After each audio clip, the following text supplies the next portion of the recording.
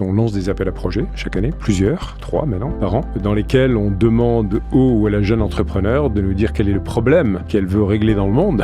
Ce problème, il est connecté aux fameux 17 objectifs de développement durable, donc c'est une palette très très large de couleurs, de l'agriculture régénératrice, justement à l'empreinte carbone de containers, en passant par le lien social intergénérationnel. Mais l'idée est de dire comment on va vous aider à craquer le modèle qui va équilibrer finalement par cette entreprise à impact le moteur économique et financier, il en faut un, pour grandir, pour gagner de l'argent. Deuxièmement, avoir une empreinte sociale positive et environnementale également. Notre constat de base, c'est que quand on observe les navires aujourd'hui, il y a beaucoup de solutions en fait, qui existent pour réduire leur consommation.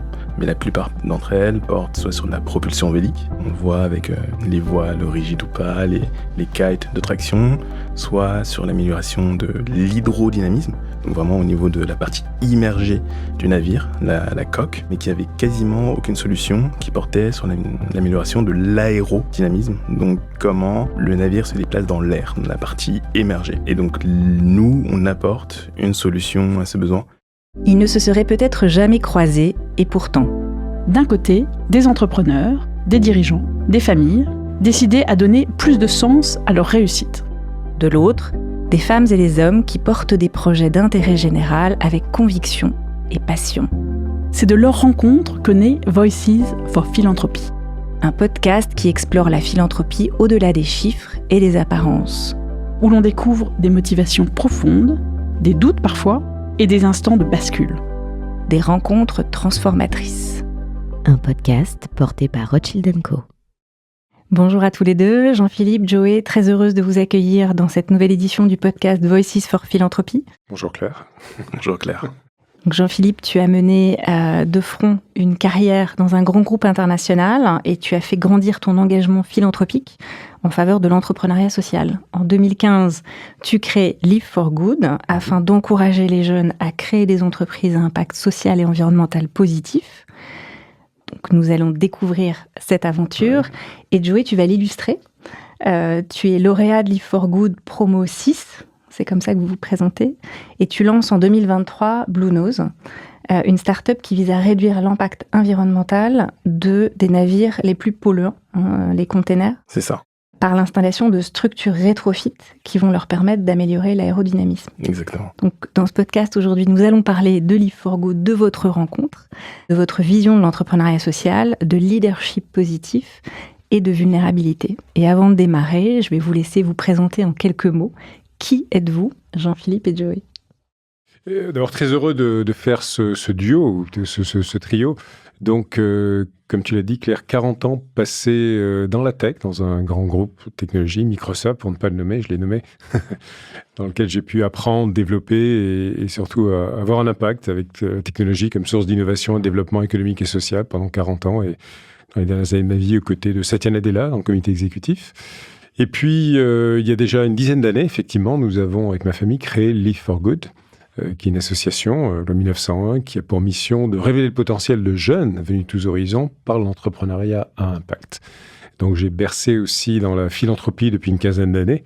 Mais là, il s'agit d'un projet où on opère en tant qu'association auprès de jeunes de tous horizons, et notamment des horizons aussi maritimes, comme Joey, on va en parler, qui s'embarquent sur des aventures entrepreneuriales. Merci. Joey ? Alors, merci de m'accueillir aujourd'hui. Je m'appelle Joey Sangar, je suis cofondateur et CTO de Blue Nose. La mission de Blue Nose, donc, c'est de réduire l'empreinte environnementale du transport maritime. Et on fait ça en améliorant l'aérodynamisme des navires de la marine marchande. Blue Nose, c'est un projet que j'ai lancé avec mon associé Léon Griet. On était encore en études au moment où on a eu la genèse un peu de ce que serait Blue Nose. Et à ce moment-là, on avait besoin de trouver un peu du soutien pour lancer au mieux cette vision qu'on avait. Et donc Live for Good a été à ce moment-là, on va dire, le catalyseur qui nous a permis de réellement nous mettre le pied à l'étrier et nous, on va dire, donner toutes les armes et tous les moyens pour mener à bien ce projet. On y reviendra. Et donc, du coup, Jean-Philippe, est-ce que tu peux précisément nous expliquer ce qu'est Live for Good ? Qu'est-ce qui t'a poussé à créer cette association avec ce focus qui est fait sur l'entrepreneuriat social, cette conviction que tu as que finalement le changement va venir des jeunes? Comment tu les accompagnes? Alors, j'ai créé avec ma famille effectivement Live for Good en 2015 suite à la disparition de mon fils Gabriel, qui avait créé le nom Live for Good, non pas au sujet de cette association, mais en fait pour lever des fonds, pour financer des ONG auxquelles il avait participé et il souhaitait avoir cet impact positif. D'ailleurs, sur notre site web, on a cette citation de Gabriel, ce désir vital de changer positivement la vie des autres. Donc ça nous a donné une raison d'espérer, de vivre tous ensemble.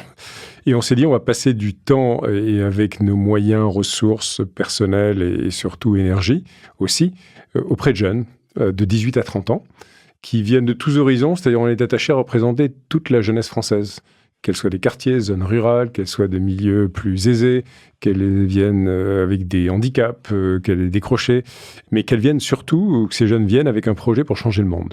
Donc, en fait, on lance des appels à projets chaque année, plusieurs, 3 maintenant, par an, dans lesquels on demande au ou à la jeune entrepreneur de nous dire quel est le problème qu'elle veut régler dans le monde. Ce problème, il est connecté aux fameux 17 objectifs de développement durable, donc c'est une palette très très large de couleurs, de l'agriculture régénératrice, justement à l'empreinte carbone de containers, en passant par le lien social intergénérationnel. Mais l'idée est de dire comment on va vous aider à craquer le modèle qui va équilibrer finalement par cette entreprise à impact le moteur économique et financier, il en faut un, pour grandir, pour gagner de l'argent. Mais deuxièmement, avoir une empreinte sociale positive et environnementale également. Et donc, on les embarque sur ces programmes. On a un programme phare qui s'appelle Start for Good, et dans lequel d'ailleurs je vais participer, et dans lequel on embarque sur une, croisière, pour continuer le clin d'œil avec Joey, sur 9 mois de voyage. 9 mois de voyage. Et ces 9 mois de voyage, on les fait sous des formats différents, mais avec une valeur très forte qui imprime l'un de nos formats, qui est la communauté. On est une communauté. Et la force de cette communauté, c'est de trouver des solutions ensemble. Donc les 50 jeunes se retrouvent ensemble dans des campus, dans plusieurs villes de France, endroits ou dans la campagne, dans des endroits aussi où ils peuvent s'aérer les neurones. Et à 50, on les fait travailler 3 fois 3 jours étalés dans l'année. 1, sur leur posture de leader, avec leadership positif, on en parlera. Et 2, sur leur projet. Quelle est la mission, la raison d'être de mon projet? Comment je l'exprime? Quel est le produit, le service, le MVP que je vais tester, le concept produit que je vais vendre ensuite? Quel va être mon premier client et quelle est mon approche commerciale? Idem sur le financement, sur les équipes. Et bien sûr, la théorie, pas la théorie, mais la mesure d'impact qu'on va choisir, le vecteur vers lequel ils vont commercialiser cette offre à impact. Voilà, on entoure ces jeunes aussi d'un coach, ce qu'on appelle les coachs for good, qui sont des pro bono. On a une communauté de plus de 250 coachs, entrepreneurs eux-mêmes, des fois des éducateurs sociaux, il y a des coachs certifiés, des profils très différents selon la nature des projets des jeunes. Et ils créent un binôme avec eux pendant 9 mois, et j'allais dire même au-delà. Souvent, les coachs continuent la relation après le programme de Live for Good. Et puis enfin, on a des tas de séries de sprints pendant les 9 mois, au-delà des campus, où on les fait bosser en fait à petits groupes ensemble pour passer les différentes étapes de développement jusqu'au décollage de la start-up à impact. Voilà en quoi ça consiste en 2 mots, mais il y a d'autres, évidemment, de détails qu'on pourra couvrir plus tard. On y reviendra, mais du coup, donc on a dit 10 ans, ça veut dire plus de 800. Plus de 800, c'est ça, entrepreneurs accompagnés. Avec une partie importante de ces entrepreneurs qui sont encore en activité. Oui, totalement. Dans nos derniers décomptes, qui n'est jamais simple, parce qu'en 10 ans en arrière, il y a à peu près plus de 400 entreprises toujours en activité. Et puis, il y a des serial entrepreneurs, ils en ont redémarré une autre. Et puis d'autres qui vont ensuite vers le salariat, qui vont vers le modèle associatif. On a à peu près 10% d'associations aussi bien structurées qui sortent de ces programmes. Et surtout, c'est notre vision. Ça devient des rôles modèles un petit peu de cet impact positif, quoi qu'ils fassent finalement dans leur vie. Ils deviennent entrepreneurs de leur vie avec ce prisme qui nous porte, nous, chez Live for Good, en tout cas, et qu'on souhaiterait voir dans beaucoup plus de projets dans notre pays et au-delà de nos frontières. Des jeunes qui deviennent acteurs du changement, et donc je crois qu'il y a à peu près 40% de ces jeunes qui agissent dans le domaine de l'environnement et de l'écologie. C'est ton choix, Joey, passionné par la mer depuis tout petit, si j'ai bien compris. Et qu'est-ce qui fait que tu choisis cet angle d'attaque avec une dimension écologique forte autour du transport maritime? Est-ce que tu peux nous raconter un peu cette rencontre et ce que tu as trouvé chez Live for Good, puisque tu fais partie justement de ces lauréats accompagnés? Oui. Alors, comme tu l'as dit, passionné par la mer depuis ma plus tendre enfance. Ensuite, plus tard, il y a eu une conscience environnementale qui est venue se rajouter à cette passion pour la mer. Et je dirais que vraiment, Blue Nose, c'est le croisement de ces deux drivers. D'une part, la passion pour la mer, et d'autre part, l'envie d'avoir un impact environnemental positif. Et donc, le Blue Nose, c'est la rencontre de ces deux drivers-là, mais aussi la rencontre de deux personnes.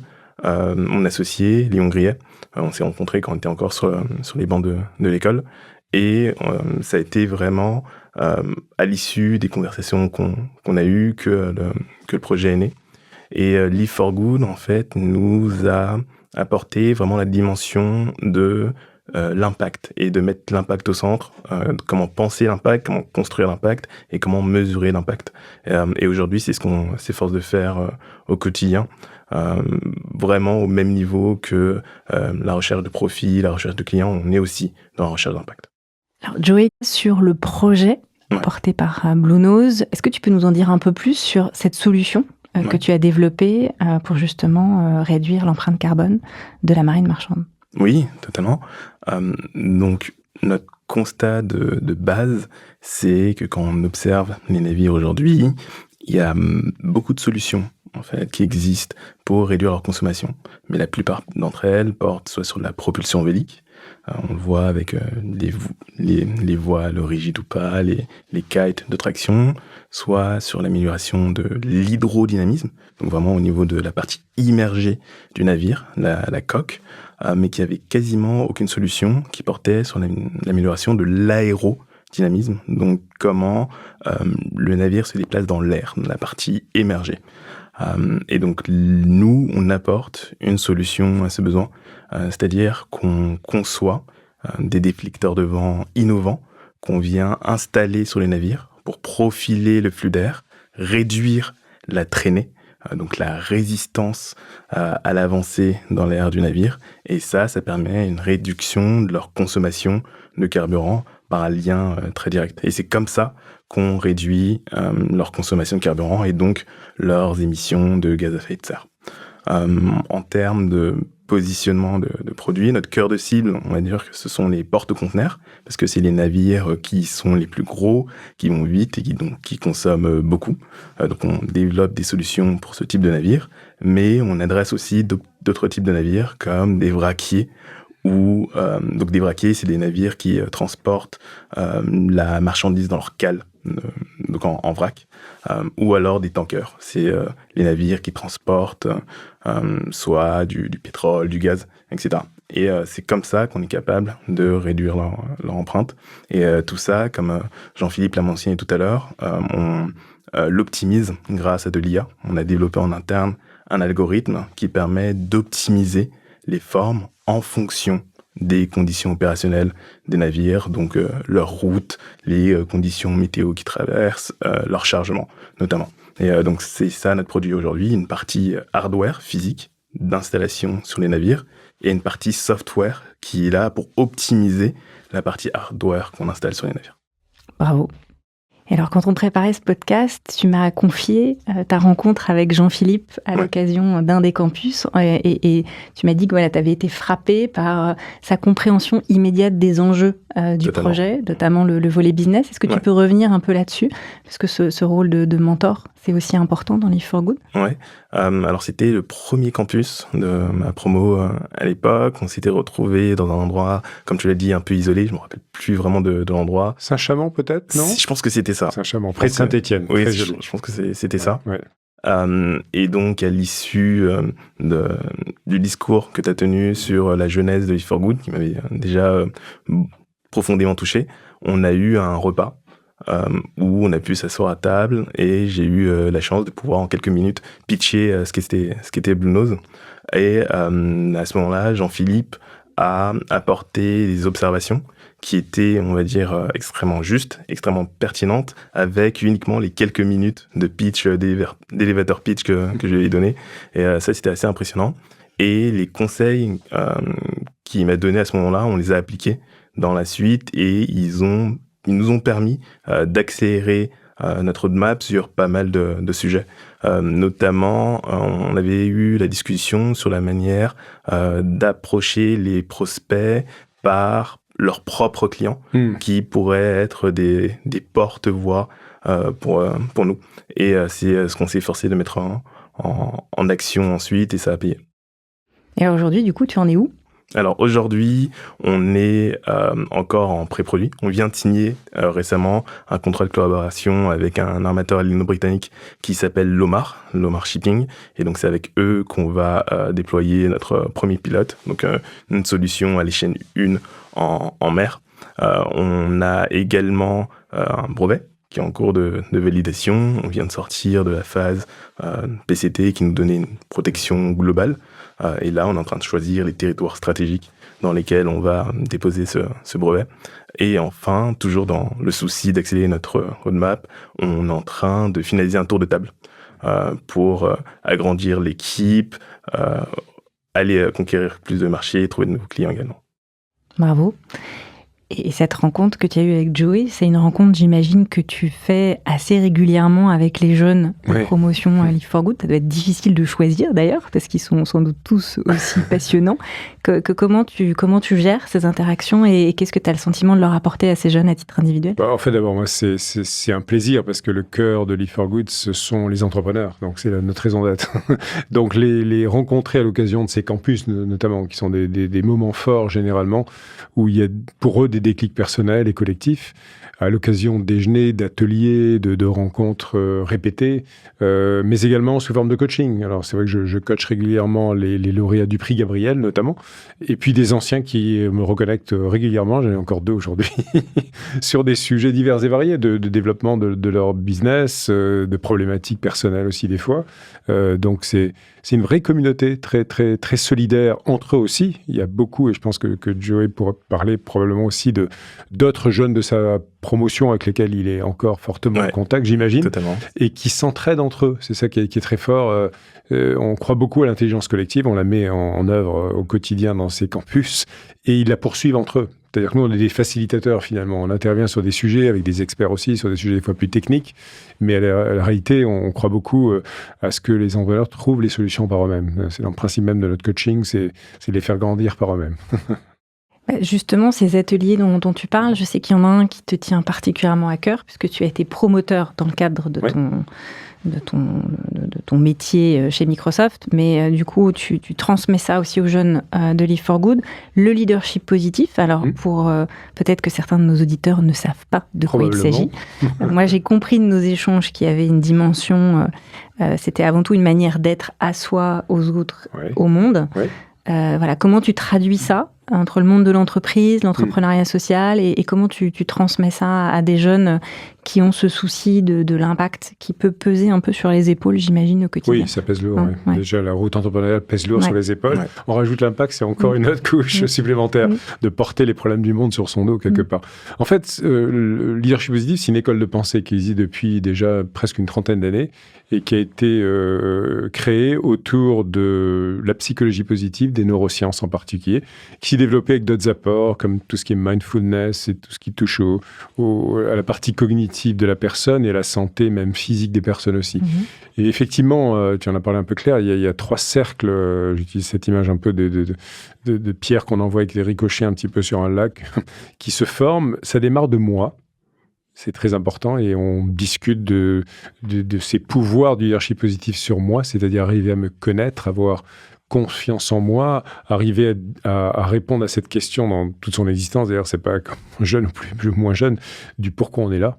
Pourquoi on est là, de sa raison d'être quelque part, et d'arriver à canaliser ses énergies de manière positive, qu'elle soit physique, c'est prendre soin de soi, c'est tellement important, au plan cognitif, mental, émotionnel, parce que toute personne qui fait ce travail personnel, comme par hasard, elle va avoir un impact sur le deuxième cercle qui est moi et les autres.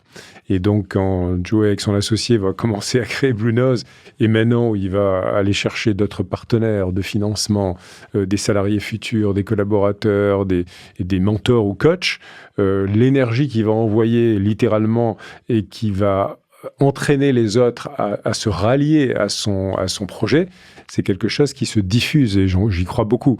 On voit très bien hein, quand on rencontre des gens qui marquent parce qu'ils ont une énergie quelque part qui nous entraîne, qui nous donne envie de les revoir ou pas, ou au contraire d'autres personnes qu'on a vraiment envie d'éviter. C'est intoxique. Et puis il y a un troisième cercle, on fait tout ça pour avoir un impact sur le monde. Donc, c'est moi et le monde. Et là, évidemment, quand il s'agit d'entrepreneurs impact, c'est par définition au cœur d'eux-mêmes et de leurs projets.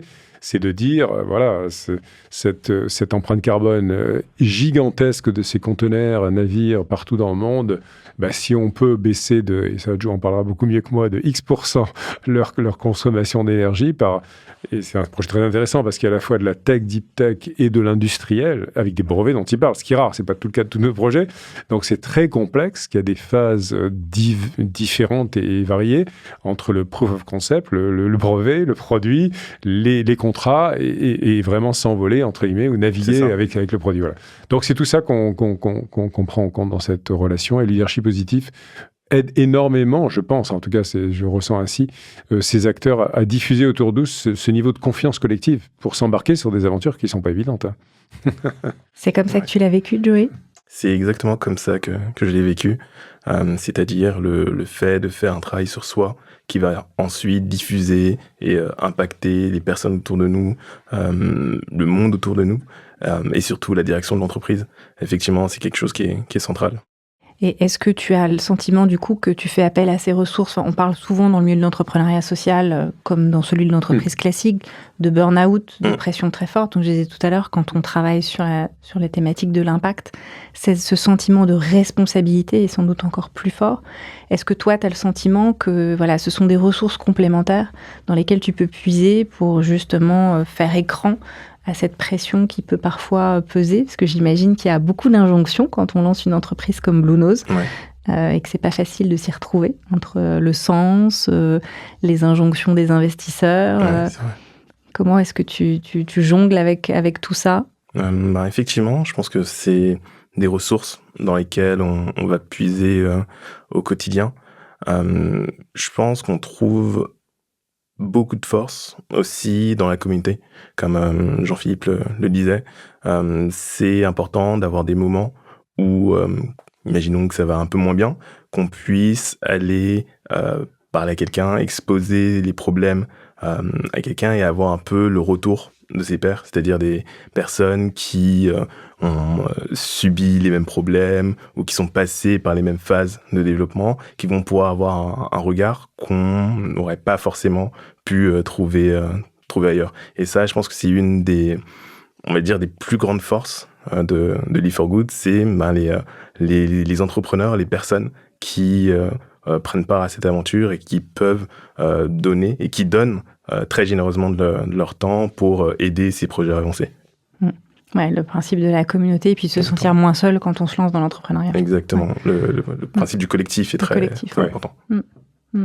Et alors, dans le même esprit, on en a parlé en préparant, tu as rejoint récemment, Jean-Philippe, le collectif Vulnérable, qui a été lancé par un autre entrepreneur, Alexandre Fayeul, qui nous rejoindra peut-être un jour sur ce podcast. Comment tu te saisis de ça et est-ce que tu peux nous développer un peu ta conviction sur le fait que apporter la vulnérabilité dans l'entreprise, qu'elle soit sociale ou pas, c'est vraiment un facteur de création de valeur et ça peut même améliorer les performances. Je sais que tu en es convaincu. Est-ce que tu peux nous illustrer un peu ce propos ?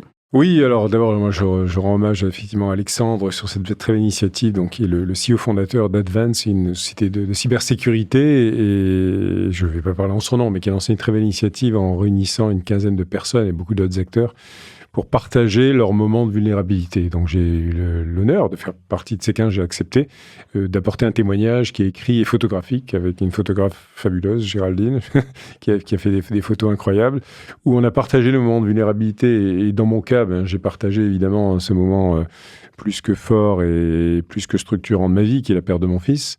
Et le fait de découvrir, pas réellement dans ma vie personnelle et professionnelle, parce qu'on n'a qu'une vie à la fin, et que le matin, quand on va bosser avec les autres et qu'on emporte avec soi, et plein de personnes emportent aussi des douleurs, des choses très fortes, Mais en fait, le fait de savoir, d'une manière non pas ostentatoire, mais d'une manière très personnelle, partager quelque part cette réalité qui vous habite, ça va aider à créer des relations plus authentiques avec les autres. Et ça, j'en ai été le témoin vivant autour de moi. Et ça crée aussi une beaucoup plus grande connexion interpersonnelle avec les personnes qui s'ouvrent à vous aussi de leur propre tragédie ou problème, parce que chacun en porte à nouveau dans sa vie. Et je pense que c'est très important, non pas pour dire que ça doit occuper la place centrale dans les relations de travail, mais ça aide de ce fait à créer un climat de confiance très fort, qui permet dans les moments difficiles qu'on traverse dans tout job, organisation, il y a des moments forts d'excellence et des moments où ça va moins bien, eh bien de mettre des problèmes sur la table d'une manière beaucoup plus confiante, sécurisée, et d'arriver justement à faire ce tri entre ce que l'on porte à titre personnel, et on peut porter des plaies, des croix, et puis les problèmes professionnels qu'on rencontre, et de pas tout mélanger non plus. Et cette vulnérabilité, lorsqu'elle est ouverte, qu'elle crée cet accès à la personne profonde, je trouve que c'est très puissant, que ça crée une performance dans la relation avec les autres, dans le bon sens du terme, et que ça crée un vecteur de construction de projets collectifs dans une boîte, dans une association, dans une start-up, dans plein de projets. Donc voilà, et chacun doit le trouver à sa mesure. Il ne s'agit pas d'imposer, il n'y a pas de standard, il n'y a pas de... mais moi-même qui, pendant des dizaines d'années dans mes jobs, avait souhaité cantonner ma vie professionnelle et la séparer totalement de ma vie personnelle, c'est comme ça que j'avais été éduqué, que j'ai grandi, comme beaucoup d'entre nous, encore c'est le cas, je pense, dans beaucoup d'entreprises. Je me suis aperçu des vertus d'ouvrir davantage la carapace ou autre, et de dire, en fait, oui, on a des émotions, on a des moments forts, et c'est pas inutile de les partager pour bâtir une plateforme commune de communication et de travail. Ça, c'est quand même...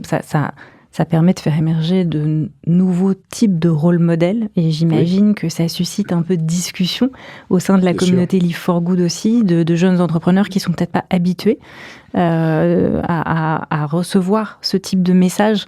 J'imagine qu'il y a des échanges assez intéressants avec eux. Oui, alors notamment, on a un atelier dans les premières semaines de campus qui est très fort, parce que c'est un atelier de storytelling personnel, et où chaque jeune va raconter son histoire. Et c'est très intimidant au départ, c'est normal. Alors il y a des jeunes, et ça se finit des fois parce qu'il y a des histoires personnelles bouleversantes, difficiles, qui viennent de milieux très, très, très compliqués. Et par petits groupes, on travaille par petits groupes, et après les 50 ensemble aussi, on varie les formats. Eh bien, on voit le chemin parcouru après, pas juste l'atelier, mais quelques semaines plus tard, quelques mois plus tard, comment ça les libère quelque part d'avoir partagé dans ce cercle de confiance cette histoire qui était très personnelle. Et comment, de ce fait, ils vont assumer de manière beaucoup plus authentique la mission de l'organisation du projet qu'ils sont en train de créer. Parce que je suis très convaincu, je ne suis pas le premier à l'avoir dit, qu'il y a un lien très direct entre sa mission personnelle, pourquoi on est là sur cette terre, et le pourquoi de l'organisation que l'on va créer. Ça se retrouve quelque part. Mais Joe pourra en parler mieux que moi dans son projet. Ouais, c'est vrai. Ouais. Et en plus, il n'est pas forcément simple à trouver ce pourquoi. Non. Dans ces séances, c'était souvent... on n'arrivait pas à la réponse au bout du premier pourquoi. C'est-à-dire c'était souvent un enchaînement de pourquoi. Ouais. Parce que, mais pourquoi ? Parce que, mais pourquoi ? Mm-hmm. Et c'est au bout vraiment de ce cheminement qu'on arrivait à trouver un peu le mythe fondateur, le moment qui a entraîné la raison pour laquelle on fait tout ce qu'on fait aujourd'hui. Et non, c'est vraiment pas facile d'y arriver. Ouais. Mais du coup, ça t'a permis de clarifier la raison d'être de ton projet. Totalement. Et de te, quelque part, conforter, j'imagine, dans le choix que tu avais fait de lancer Blue Nose, sur pourquoi tu l'avais fait, et de te donner à fond pour quelque chose dans lequel tu croyais vraiment. Totalement, parce que ça permet de retrouver un alignement. Et quand les choses sont alignées, c'est plus facile de pousser, en fait. Ouais. Il y a une très belle citation que j'utilise souvent dans ces interventions de Mark Twain qui a dit, je prends la version française, qui a dit « Les 2 jours les plus importants de votre vie, c'est le jour où vous êtes né et le jour où vous comprenez pourquoi. » C'est beau, ça. Bah oui, j'aime beaucoup. Ah ouais. Et je crois que c'est tellement vrai, quoi. C'est tellement vrai. Ouais. Alors, je me tourne à nouveau vers toi, Jean-Philippe. On a beaucoup parlé du projet de Joey, mais effectivement, il y a énormément de profils qui passent par Live for Good. Est-ce que tu pourrais nous parler d'une autre histoire, d'un autre lauréat, peut-être différent, qui t'a marqué, avec un parcours de vie assez exceptionnel, peut-être une réussite associative qui t'a un peu bluffé? Il y en a plein, donc c'est difficile, c'est comme dans une famille de choisir sans Là, on va t'obliger à choisir. Je les aime tous, mais je donne 2-3 exemples. Allez, un exemple associatif, celui-là, de quelqu'un qui a fait un travail remarquable depuis plusieurs années, une association qui s'appelle De l'or dans les mains, qui s'appelle Gabriel Légeret. Je sais que c'est pas innocent que je l'ai choisi parce que tu la connais bien aussi, et qui a pour mission de restaurer et surtout de revaloriser ce travail manuel, ces jobs, ces métiers dans lesquels on se sert de ses mains, voilà, et qui ont été tellement dévalorisés ou négligés par les filières éducatives, professionnelles, etc. Et donc, elle a créé du contenu pédagogique, des ateliers, du curriculum, un podcast même au début. Elle travaille au niveau des régions, au niveau des collèges. Et finalement, elle va mettre en contact des jeunes qui n'ont jamais été confrontés au travail manuel. Moi, à mon époque, c'est très très vieux. On avait des ateliers de travail manuel quand même qui ont été supprimés dans l'éducation nationale. Et ils les mettent en relation avec des gens qui travaillent le cuir, qui vont travailler le bois, qui vont travailler le verre, qui vont être dans l'électricité. Enfin, c'est tous les métiers. Et ça a pris une très très belle ampleur. Et elle porte ça d'une manière magnifique. Une autre jeune fille, Héloïse, qui elle a créé quelque chose de très beau aussi, qui est, elle, c'est l'argent. En fait, c'est de l'argent, c'est pas de l'or dans les mains, c'est, j'ai plus le nom exact, c'est l'argent, je vais retrouver tout à l'heure. En fait, c'est un concept de compagnon d'emplette. C'est-à-dire qu'elle s'est aperçue que les personnes qui allaient faire leurs courses encore dans les supermarchés de nos jours, c'est des personnes âgées.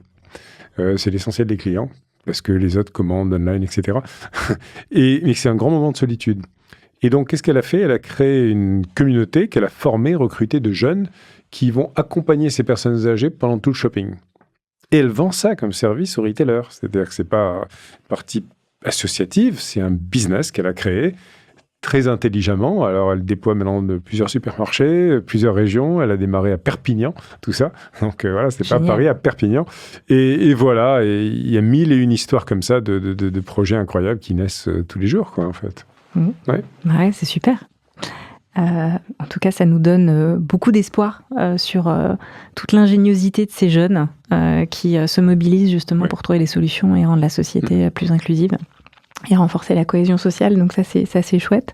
On approche presque de la fin de notre moment partagé. Joey, est-ce que tu aurais des messages importants à faire passer ou juste des choses qui te tiennent à cœur, que tu voudrais partager au-delà de ce qu'on s'est déjà dit, des choses qui, voilà, peut-être des personnalités qui t'ont inspiré ou des questions que tu te poses encore aujourd'hui? Ouais, si j'avais un message à faire passer, ce serait pour toutes les personnes qui cherchent à entreprendre et qui cherchent à avoir un impact positif à travers une association, une start-up ou autre. Ce serait de se lancer, de pas attendre le bon moment, de pas attendre d'être prêt, parce que in fine, je pense qu'on n'est jamais vraiment totalement prêt. Mais le plus important, c'est de commencer à agir et de commencer à mettre du concret dans les différentes idées, aspirations qu'on a. L'autre recommandation, ce serait du coup sur le sujet du leadership positif. Je suis un des grands fans du podcast de Jean-Philippe. Et si j'avais 2 podcasts à recommander, le premier, ce serait celui de Monsieur Elkington, qui est en plus un podcast récent, je pense, sur la triple bottom line, donc People, Planet, Profit. Et c'est aussi quelque chose qu'on a pas mal retrouvé au sein de Live for Good, en fait. Et ça m'avait assez étonné parce que moi, je venais à Live for Good pour chercher de l'impact. Mais on m'a aussi dit que l'impact, c'était effectivement aller chercher les clients et faire en sorte que son projet, son produit, son service soit accessible au plus grand nombre. Et donc, il y a vraiment un axe important sur ce sujet-là. Et le deuxième, ce serait qu'est-ce qui date un peu plus, mais sur le courage de changer de Madame Ljubljana. Est-ce que c'est ça? Je sais pas, je le connais pas. Ok, d'accord. Mais sur le fait qu'effectivement implémenter des changements dans sa vie, dans son entreprise, c'est pas simple, mais qu'il ne faut pas reculer devant la difficulté. Et ça se recoupe aussi peut-être avec le premier point. Il faut se lancer en fait, d'abord se lancer. Ouais. L'action. L'action. Exactement. Super. Bon, et Jean-Philippe, la prochaine étape après Live for Good, c'est quoi? Parce que tu ne l'as pas dit, mais tu es, je sais pas si j'ai le droit de dire, jeune retraité. Oui, c'est vrai, depuis un an. Depuis un an. Et donc, tu as beaucoup de projets. Donc, est-ce que tu peux nous partager un peu les prochaines étapes de cet engagement? Oui, en fait, il y a 5 domaines qui me passionnent. Et j'ai le privilège de pouvoir passer mon temps exclusivement là-dessus maintenant. Donc, le premier, c'est la jeunesse. On en a parlé au travers notamment de Live for Good, pas seulement. C'est aussi au travers de l'enseignement supérieur. Je suis président de Schema, qui est une très belle école. Je suis moi-même diplômé, donc forcément, je suis fier de cette communauté qui se déploie au niveau global, sur tous les continents, avec de l'IA et des approches cross-disciplinaires, j'allais dire aussi très intéressantes, et qui a un plan stratégique très ambitieux dans les années qui viennent. Et je crois fermement, en plus, que les programmes d'enseignement supérieur, grandes écoles et universités ont besoin d'être complètement changé par rapport au monde et aux attentes des jeunes et des tout types de jeunes. Troisième sujet, c'est évidemment l'entrepreneuriat impact au sens large, même à titre d'investisseur aussi. Pas chez les jeunes de notre communauté, je tiens à le dire, parce que je sépare vraiment les deux univers associatifs d'un univers d'investissement, mais c'est quelque chose qui me plaît d'accompagner des entrepreneurs à aussi plus grosse échelle. Et puis la tech, parce qu'on ne passe pas impunément 40 ans chez Microsoft avec le cloud et l'IA sans utiliser l'IA tous les jours, et notamment l'insuffler dans tous mes projets, dont les projets philanthropiques. Et donc ça rejoint aussi un sujet qui me passionne, de dire comment aller au-delà de Live for Good après 10 ans, avec d'autres acteurs de cet écosystème, à un moment où, dans le pays, les choses sont très compliquées, on va le dire comme ça, et où je suis, je parie, moi, sur cette nouvelle génération de leaders positifs qui entreprennent pour le bien commun, c'est-à-dire la vision de Live for Good. Et donc c'est pour ça que dans mon 5e domaine d'activité, je continue ce podcast que j'ai lancé il y a 4 ans, Positive Leadership, où tous les 15 jours, j'ai un leader très différent. Ça peut être le CEO d'une très grosse boîte. Là, j'avais Jean-Pascal Tricoire récemment, parce qu'il a transformé Schneider d'une manière incroyable, avec la durabilité comme vecteur de croissance, ce qui est assez rare pour de très grosses boîtes, il faut le dire. Et puis, des gens comme Joel Elkington, qui était un de mes invités, ou les papes un peu de la psychologie positive de neurosciences que j'invite, ou des entrepreneurs à impact, une Lucie Bache, Too Good To Go et maintenant Poppins. Voilà, et moi, je me nourris de ça, parce que, comme tu le fais, Claire, ça se bosse, un podcast, donc il faut le préparer.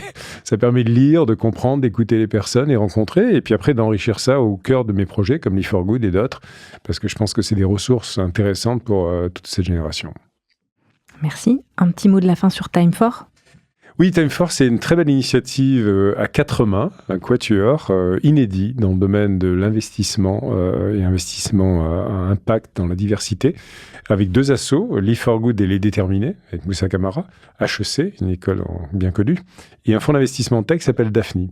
Et la théorie, c'est pas la théorie d'investissement de ce quatuor qui vient d'être lancé, c'est de lever une poche d'investissement quand même de 100 millions d'euros pour des nouveaux visages de l'entrepreneuriat de la diversité. Donc, qui viennent de quartiers, qui viennent de zones rurales, qui viennent de parcours compliqués, et de pouvoir investir des tickets de plusieurs centaines de cas au sein de ces entreprises qui avaient des entrepreneurs et les accompagner pendant de nombreuses années, compte tenu des challenges qu'ils les affrontent et compte tenu du fait que c'est un besoin aujourd'hui auquel on ne répond pas. Les milieux financiers n'adressent pas. Il y a un gros trou dans la raquette. Et donc, c'est une très belle initiative. Nous, on joue notre rôle associatif en amont, de sourcing. Le fonds d'investissement joue son job de screening et d'investir les sommes. Et puis après, ensemble, de travailler à tout cet écosystème vertueux pour que le monde des entreprises, le secteur public aussi, malgré tout, le monde académique et les entrepreneurs puissent travailler ensemble pour créer un mouvement beaucoup plus large, finalement. Donc, c'est pour ça que ça m'intéresse de décloisonner toujours ces univers qui sont trop cloisonnés, de la philanthropie, de l'associatif, du monde de l'entreprise, secteur public. Chacun est un peu dans sa ligne de nage. Et là, on fait un peu sauter tout ça. Voilà. C'était exactement l'objectif de ce podcast. Donc, c'est une merveilleuse conclusion. Je ne pourrais pas dire mieux. Merci Jean-Philippe. Merci Joey. Merci Claire. À bientôt. Merci Claire.